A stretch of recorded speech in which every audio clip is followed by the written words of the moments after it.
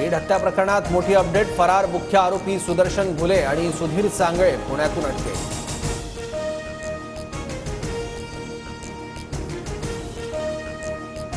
Doctor वायफसेनेच Ghule आणि सांगळेला पळून जाण्यास मदत केली। तपासात नवा खुलासा। वायफसेच्या चौकशीनंतरच घुले आणि सांगळेच्या मुसक्या आवळण्यात यश।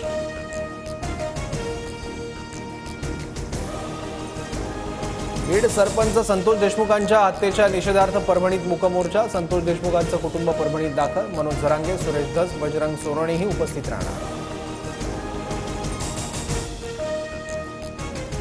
संतोष देशमुखांचं कुटुंब लवकरच मुख्यमंत्र्यांची भेट घेणार। आरोपींना फाशी देण्याची देशमुख कुटुंबाची मागणी।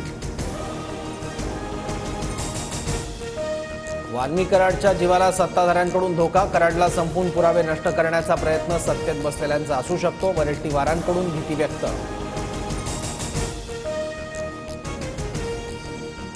वाल्मी कराडच्या जवळचे अधिकारी एसआयटी टीममध्ये। आमदार सुरेश धस यांचा आरोप। एसआयटीतील अधिकारी बदलण्यासाठी मुख्यमंत्र्यांशी चर्चा करेल।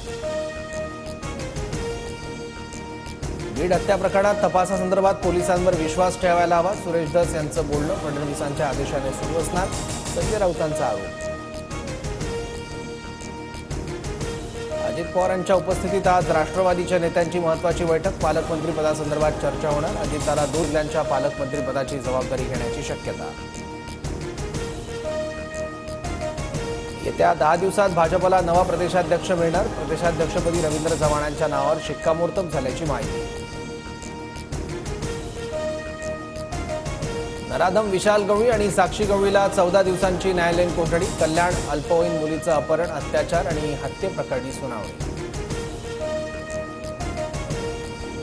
कांगारूंना रिषभ पंत एकटा नडला। बाकीच्या फलंदाजांकडून पुन्हा एकदा निराशाच। दुसऱ्या डावात भारताचे 137 धावांवर 6 गडी बाद। भारत सध्या 141 धावांनी आघाडीवर।